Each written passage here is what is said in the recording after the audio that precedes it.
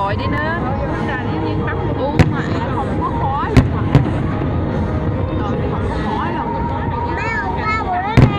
Ơi, quá xấu á, coi con đừng làm con.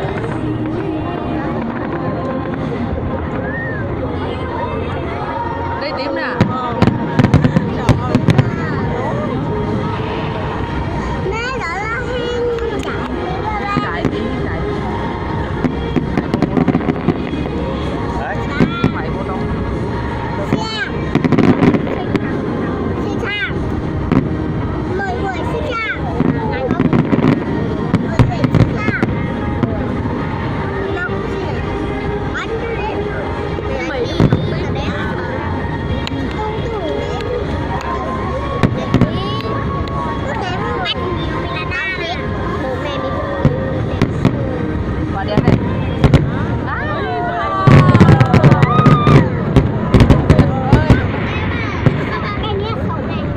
Coi con, cũng đừng ngu ngoài. Hết rồi nè. Còn tí sao mà lâu người ta. Sao mà lâu người ta. Im lặng đi. Wow, còn đi đen này. Hai ba mày quậy, mấy bảy.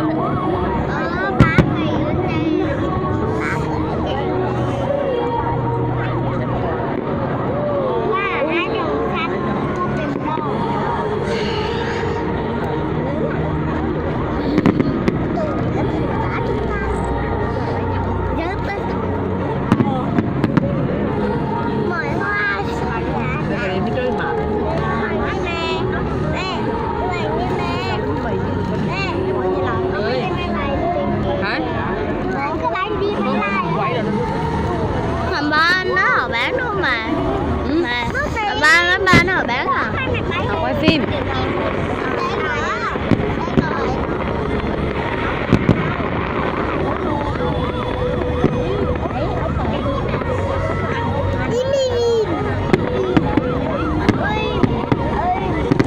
Sản rồi chứ lấy với ba bán gì không?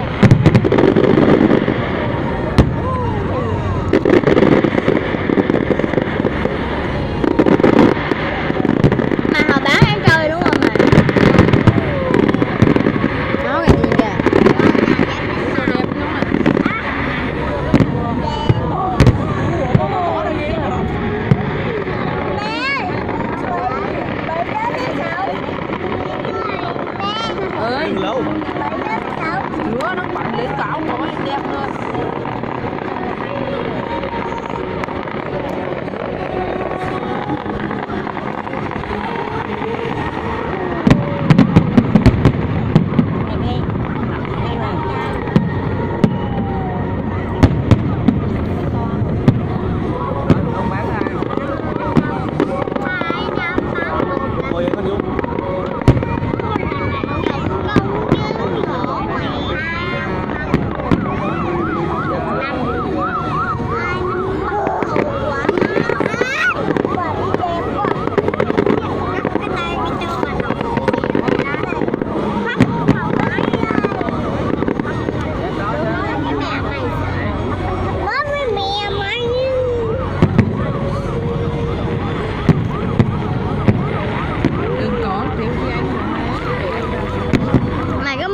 Của nước khô mà.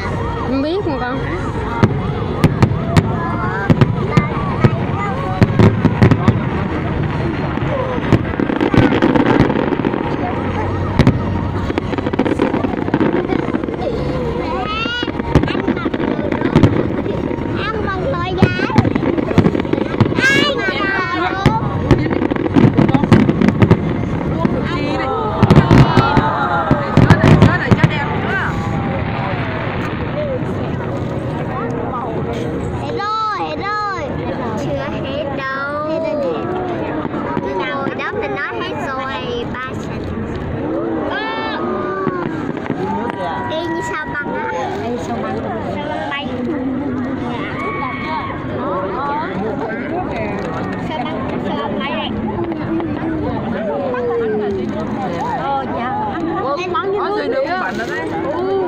Nó còn mấy khoa pháo.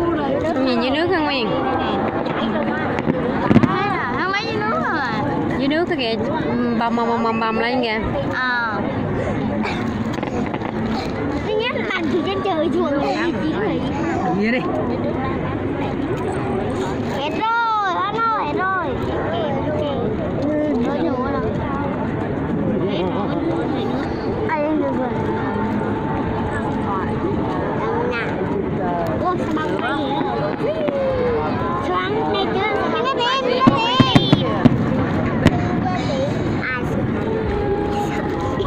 Trời đang thú vui rồi nhỏ, lớn. Anh này, đây chưa sao bằng bánh? Mẹ quá Ừ? Con đừng cầm con chỉnh đi. nó không cầm lên chỉnh được. Bay hả? Gì vậy đi con? Bậy quay quá. Trời xón này, mẹ chỉnh trời xón này. Sắp gật rồi. Con đi đây ngay. Giống vậy ha. Quay ngon á mày, quay ngon. Mày đây gì ăn toàn á.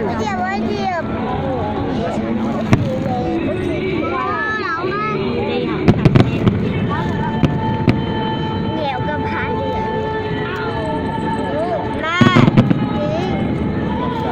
Nó tiên. Nè, mà quá to nhỏ chi đó. Để mày làm sao bắn đẹp nè.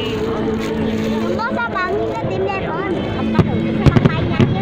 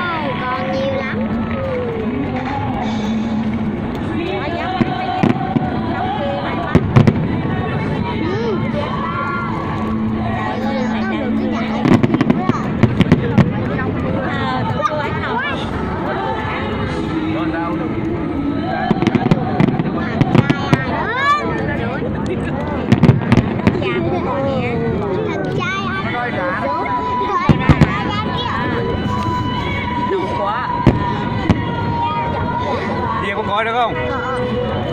Tôi đi ngồi tay trái.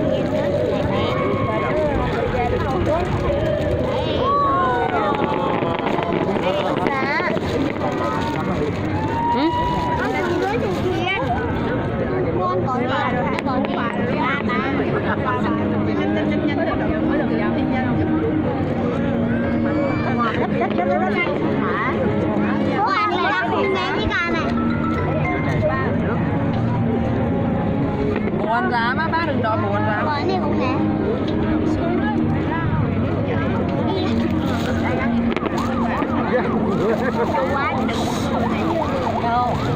Diệp ơi, mẹ là đừng yến nhá. Chứ là mẹ nè. Lên không nghỉ, cố gắng lướt. Lắng lên không nghỉ. Lâu